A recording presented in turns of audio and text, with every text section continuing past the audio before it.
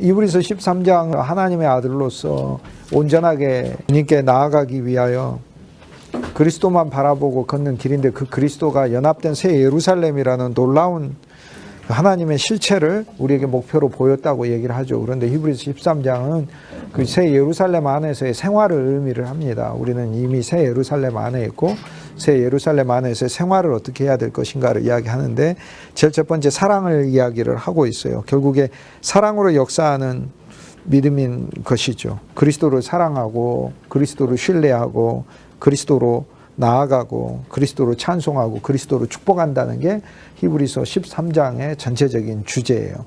그 사랑의 대상도 여러 세계, 형제에게 사랑하고 나그네에 사랑하고 또 우리의 가족들에게 사랑하고 우리 구주에게 사랑하고 그 다음에 하나님의 복음을 전하고 사역하는 자들을 사랑하고, 여러 사랑에 대해서 이야기를 하고, 그 다음 오늘 우리들의 신앙이 그냥 늘상 있는 그런 상태에 있지 말고 예수 그리스도께서 죽으실 때 예루살렘 안에서 죽으신 게 아니라 예루살렘 성 바깥에 서쪽에서 십자가를 지셨잖아요. 예루살렘 성이 이렇게 돼 있고 여기가 예루살렘 성전이 있으면 그리스도 예수는 성 바깥에서 죽으셨다라고 이야기하면, 이거를 통해서 오늘 우리들의 신앙이 우리들의 성에서 바깥으로 나아가자라고 얘기해요. 성 바깥, 영문 바깥, 성과 영문에서 밖으로 나아가자. 영문은 진영을 가리켜요. 오늘 우리들의 살고 있는 그냥 삶의 매일매일 일상 같은 것들인데, 그곳에서 사실 우리는 한 면에서 그리스도의 영과 생명으로 벗어날 필요가 있다라고 얘기를 하는 것입니다. 그래서 히브리서 13장에서 구주 예수 그리스도 안에서의 새 예루살렘 생활이, 첫째는 사랑이요, 두 번째는 그리스도 예수를 신뢰하는 것이고, 어제나 오늘이나 영원히나 동일하신 분이에요. 영원한 원칙 아래서 사는 것이고, 세 번째 그리스도 예수 안에서 우리 주 예수 그리스도의 십자가를 견디고 앞에 있는 기쁨을 위하여 고난과 수치를 무시하고 인내로서 믿음을 경주하였던 그 삶이 13장에 오면은 우리 주 예수 그리스도께서 실제로 어떤 삶을 사셨는가 우리에게 알려주며, 그 사건을 통해서 이것이 우리에게 영적인 실제와 교훈이 되게 해요. 그리스도가 바깥에서 죽으셨죠. 그런데 예수님께서 바깥에서 죽으신 건 송아지가 구약의 바깥에서 속죄제로 불태워진 것을 이야기를 하죠. 그런데 그리스도는 속죄제로서 불태워지셔서, 속죄제는 다 제가 돼서 불태워졌기 때문에 우리에게 영원한 구원이 되셨잖아요. 그게 지금까지 히브리서 기자가 이야기하는 그리스도의 죽음은 속죄제만이 아니라 예수님은 화목제잖아요. 음식이잖아요. 화목제는 다 태워버리면 안 돼요. 화목이 안 되잖아요. 아니, 우리가 만나서 화목하자고 봄소풍을 갔는데 도시락 아무도 안 싸우면 소풍이 안 돼버리잖아요. 소풍은 김밥을 싸와가지고 너도 나도 맛있게 펼쳐놓고 먹어야 소풍이 되잖아요. 화목제는 고기를 다 태우면 안 돼요. 고기를 먹는 것이지. 지금까지 그리스도 예수는 속죄제로서 히브리서 9장에 우리를 위해 다 태워진 제사가 됐어. 그런데 히브리서 13장에 오니까 예수 그리스도는 우리의 사랑의 화목제다라고 얘기해요. 그런데 예수님이 성문 바깥에서 죽으셨잖아요. 그러면은 여기서 여러 가지를 이야기하죠. 첫째, 그리스도가 음식이야. 음식은 어디에 있어요? 성 안에 있어요? 성 바깥에 있어요? 성 바깥에 있죠. 우리의 율법이라고 하는 성 바깥에 있어요. 우리의 종교라는 성 바깥에 있어요. 그러면 예수 그리스도와 음식을 먹기 위해서 어떻게 해야 되죠? 이스라엘 백성들이 이 성 안에 살고 있잖아요. 성 벽에 살고 성 안에 살고, 이게 진영이죠. 자기들의 진영이 있죠. 사는 그룹들이 있죠. 귀족들은 여기 살고, 제사장들은 여기 살고, 백성들은 이런 데서 막 산단 말이에요. 자기들의 진영이 있단 말이에요. 진영 바깥으로 나아가죠. 어디로? 그리스도가 화목제가 되셔서 밖에서 죽으셨으니 오늘 우리들도 그 삶을 살고 있으므로 그를 먹기 위해서 나아가야 되죠. 그러면 성 바깥으로 나아가는 것, 그리스도께 나아가는 것은 성 바깥으로 나아가고 진영 바깥으로 나아가는 것이 되겠죠. 그죠? 그래서 두 가지를 바깥으로 나가는 거잖아요. 하나는 성이라고 하는 전체 체계, 또 하나는 그 성에 살고 있는 나의 개인적인 집, 생활, 여기서 나아가는 거죠. 히브리서 기자가 건넌 거라고 얘기를 했잖아요. 히브리란 말 자체가 건넌 신앙이라는 뜻이니까. 그런데 우리는 성경의 사람들이 다 건넌 사람 아닙니까? 아브라함은 유브라데 강을 건넜잖아요. 노아조차도 홍해를 건넜어요. 홍해를 건넌 자예요. 거대한 바다를, 홍해가 아니라 홍수를 건넌 자죠. 거대한 바다를 건넌 자죠. 노아는 홍수를 건넜고 다 건넜어요.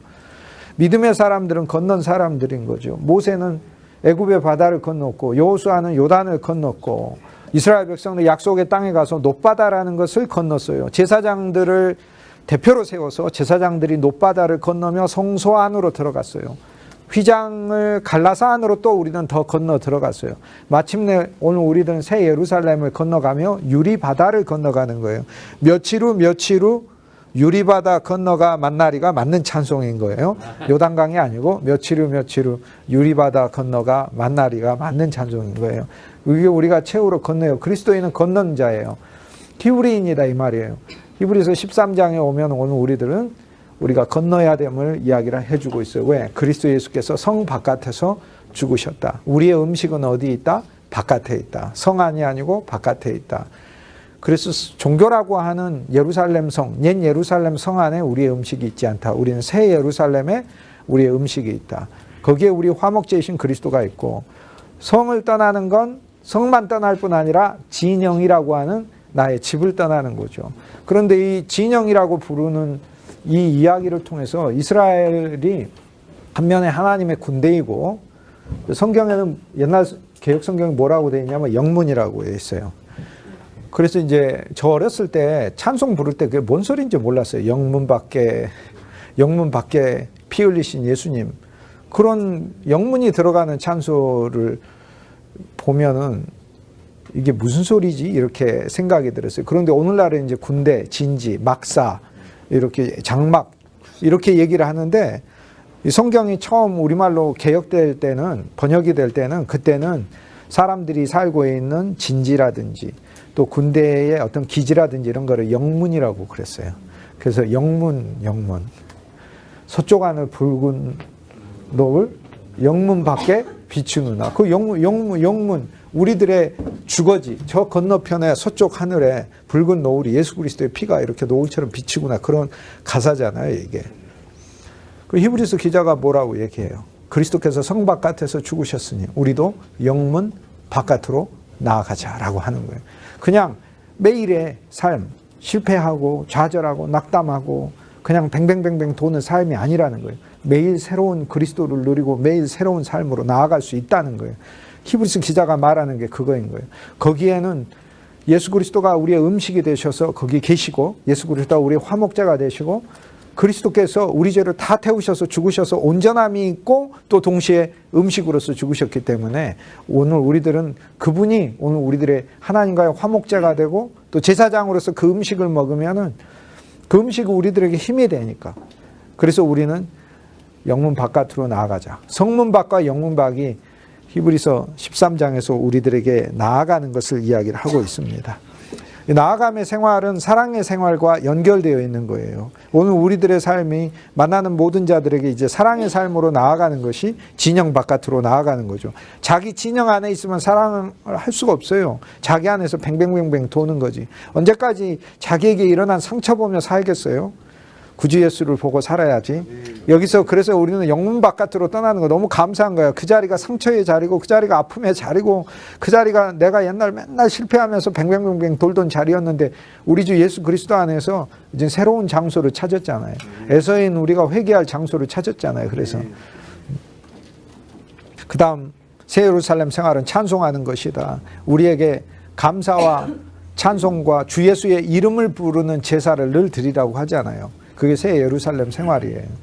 오늘 우리들의 참된 예배는 입술에 주 예수의 이름을 많이 사랑하고 부르는 것이 감사하고 좋은 일이죠. 그 다음 맨 마지막에 히브리서 기자가 오늘 우리들에게 축복하듯이 우리들도 역시 그리스도 예수 안에서 주님이 우리를 구비시키시고 우리를 온전하게 하시고 그리고 반드시 우리에게 그분의 뜻을 이루게 하신다는 히브리서 가장 마지막에 있는 축복을 오늘 우리들에게 적용시키고 있습니다. 사랑을 해야 된다는 것에 대해서 히브리서 초반에 시작을 하면서 많은 이들을 대상으로 사랑을 하죠. 서로 형제들이 사랑하라 라고 처음 시작하면서 이야기를 하고 그 다음에 이웃에 대해서 사랑을 하고 고난받는 자들을 사랑하라 라고 얘기를 하지 않습니까? 갇힌 자들을 사랑하라고 이야기를 하죠. 함께 갇힌 자도 생각하고 자기 몸을 가졌으니 학대받는 자도 생각하고 이제는 오늘 우리 그리스도인들 신앙이 자기 개인적인 신앙에 문제 가지고 씨름하는 상황에서 주님이 해결하시고 주셨으니 믿음을 가지고 새 예루살렘의 비전을 가지고 나아가는 거고, 내 삶은 시온산에서부터 출발하는 거예요. 하나님의 공정에서부터 출발하고 내 속에 가장 깊은 본질은 예수의 피까지 있는 거예요. 우리는 그 안에서 나아가는 거예요. 내 손이 축 늘어져 있고 내 무릎이 진짜 힘이 없어 쓰러졌다 하더라도 오늘 말씀에 일어나라고 하잖아요. 그래서 나의 손과 발에는 주님이 주시는 말씀을 통하여 능력이 있고 이 새 생명이 내게 힘을 주고, 길조차도 예수 그리스도니까 걸어가는 그 길에서 내 발도 올바른 길을 통해 치료되는 것이고 당연히 똑바로 걸 수 있게 되는 거죠. 우리는 12장에서 이제 13장을 오면서 그러한 삶이 구체적으로 표현돼야 될 장소, 그리스도 예수 안에서 서로 사랑하며 형제 사랑하기를 계속하고 손님 접대하기를 잊지 말고 부지 중에 천사를 대접하였으니 하나님의 사자들을, 하나님의 사람들을 섬기게 되는 일들을 하나님이 갚으신다는 거죠. 너희 몸이 갇힌 것 같이 갇힌 자를 생각하고, 너희가 갇혔다고 생각하고, 이렇게 환경에 갇힌 자, 슬픔에 갇힌 자, 뭐 여러 가지 역경에 갇힌 자, 그런 자들을 생각하고, 너희도 몸을 가졌은즉 우리 육신이 있으니까 고통받는 자들을 생각하라. 질병과 온갖 문제로 인해서. 사랑의 삶을 얘기하죠. 결혼을 귀히 여기고, 모든 결혼 중에서 가장 중요한 또 그리스도와의 결혼을 귀히 여기고, 그리고 우리 마음에 우리 사랑하는 사람들을 대하여 음행하지 말고 여러 사람들을 대하여 우리 사랑을 나누는 것을, 이것을 성경에서는 음행한다고 이야기를 합니다. 특히 그리스도 예수가 우리 신랑이신데 주님 아닌 것들을 우리 속에 사랑하는 것, 그런 자들 하나님 심판한다. 5절에 보면 다 사랑을 해야 되는데 사랑하지 말아야 될 것을 얘기를 하고 있어요. 돈을 사랑하지 말라라고. 다 사랑을 해야 되는데 돈을 사랑하지 말고 족한 줄 알아. 그 이유는 뭐냐면 하나님께서 쓸 바를 공급하실 뿐만 아니라 결코 우리를 버리지 아니하신다고 약속하셨기 때문에 그렇다. 그러므로 물질의 문제로 곤란과 어려움을 겪으신 분들이 있으실 텐데 진짜 염려하지 않아야 됩니다. 하나님이 나를 살피실 것이다 라는 그 믿음 아래서 있는 거죠. 결코 버리지 아니하고 떠나지 아니하신다 말씀하셨고, 담대히 말하되 주는 나를 돕는 하나님이에요. 나를 돕는 하나님. 나를 돕는 하나님이니 내가 무서워하지 아니하겠노라. 사람이 내게 어찌하리요 라고.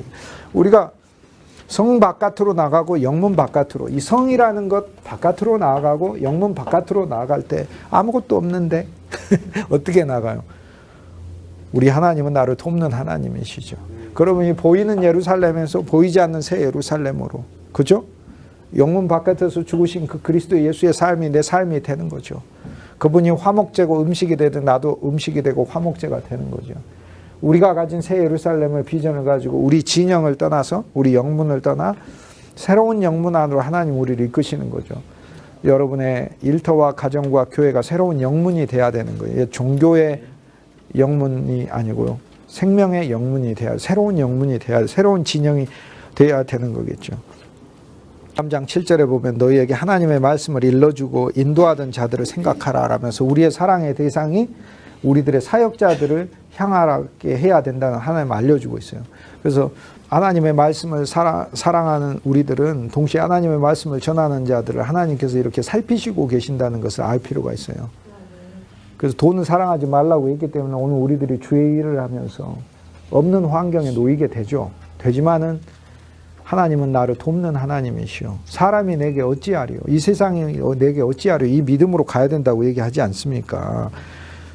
그리고 하나님께서 언제나 우리를 돌보신다고 하셨으니 그렇게 가는 것이죠. 오늘 우리들은 전파하는 자들을 항상 생각하라고 얘기를 하잖아요. 여기서 계속해서 사랑의 생각을 이야기를 하는 거예요. 사랑과 선행과 물질의 교통이 주의 일을 하는 자들에게 하나님께서 뜻하고 계시고 원하고 계시고 이거를 펼치시겠다고 이야기를 하니까 주의 일을 하며 가는 동안 많은 좋은 성도들을 통해서 믿음의 지도자들이 공개받게 하시겠죠. 이게 하나님의 우리를 향하신, 당신의 사역자들을 향하신 선한 뜻이에요. 동시에 우리는 하나님 말씀을 전하는 자로서 여기에 우리에게 있어야 될, 또 비춰져야 될 어떤 모습들이 말씀 속에 요구되고 있잖아요. 우리의 결말을 주의하러 보라고 하는, 여기 결말이라는 말이 실은 최종점이며 시작은 목적하고 같은 단어예요. 사역을 할 때 사람들이 우리의 목적, 우리의 결말을 본다는 거예요. 무엇을 향하고 있지? 무엇을 위하고 있지를 본다는 거예요. 그리스도. 조직의 증가가 아니에요. 사람 기쁘게 하는 일도 아닙니다. 그리스도. 근데 이것은 우리의 말뿐만이 아니라 주 예수의 이름을 늘 사랑하고 좋아하는 가운데 저절로 나오게 되는 거죠. 그 다음 8절부터 예수 그리스도는 어제나 오늘이나 영원토록 동일하시고 우리에게 영원을 선물하셨고 이 모든 우리의 사역에 그리스도께서 변치 않는 사랑으로 함께 하시고 우리의 변치 않는 목적이 되어주신다는 것을 말씀하고 있죠. 13장 9절에 보면 다양하고 이상한 교훈에 끌리지 말고 마음은 하나님의 은혜로 굳게 해라 그래요. 마음이 늘 상심되잖아요. 그럼 하나님의 은혜로 굳게 하세요. 이상한 지식으로 세상의 음식으로 굳게 하는 게 아니에요.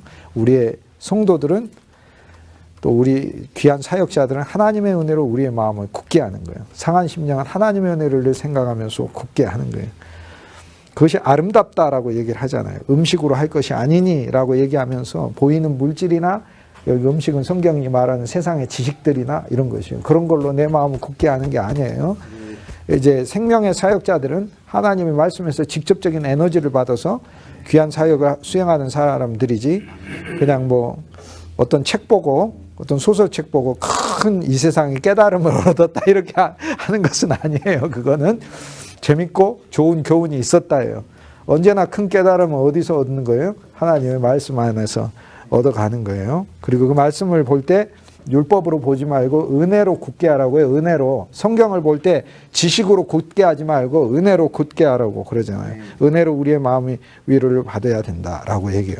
그런데 이 그리스도 예수의 은혜는 새로운 제단에서 우리가 얻을 수 있는데 이 제단, 우리에게 제단이 있어요. 이 제단은 그리스도가 바쳐졌고 우리도 바쳐질 곳이에요. 그 장막에서 섬기는 자, 이 하늘 장막이잖아요. 이 제단은 하늘 장막이 있는 곳인데 이 장막에 이 하늘 장막에는 옛 장막에서 섬기는 자들이 이 제단에서 우리의 하늘 장막의 제단에서 먹을 권한이 없다라고 얘기해요. 이 말씀이 굉장히 엄중한 말씀이에요. 종교와 율법과 자기 자신 안에 있는 자들은 생명의 참 양식인 그리스도의 성소에 있는 음식을 누리질 못한다라고 얘기를 해요. 그래서 우리는 나아가야 하는 거예요. 왜? 거기에 그리스도가 있으니까. 그리스도가 우리 음식이니까. 히브리서 8장 2절에 모형 장막을 우리에게 이야기하고 있고 하늘 장막을 알려주고 있잖아요. 우리가 이미 히브리서 8장 2절에 참 장막 예수 그리스도께서 펼치러 오셨다는 것을 보았지 않습니까?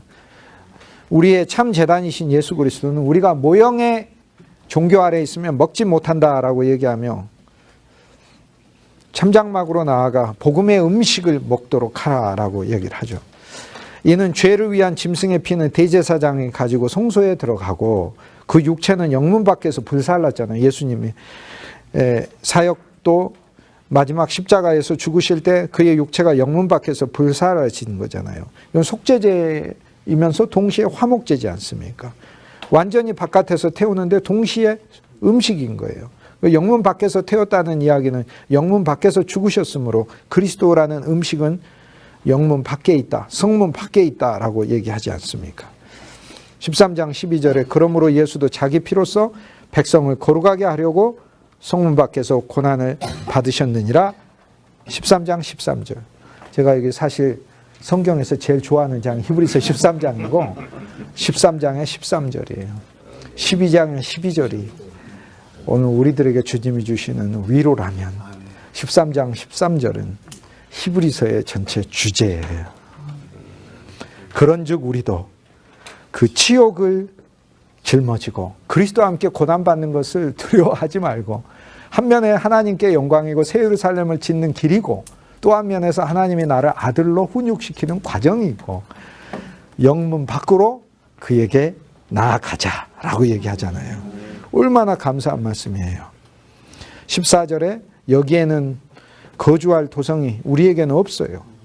오는 왕국을 추구하나니 우리는 성문 밖으로 나아가서 죽으신 그리스도를 본받아 영문 바깥으로 나아가자. 지금 그냥 이런 늘상 그저 그런 삶에서 예수의 새 생명을 적용해서 날마다의 삶이 영문 바깥으로 나가는 삶이 되어야 된다고요.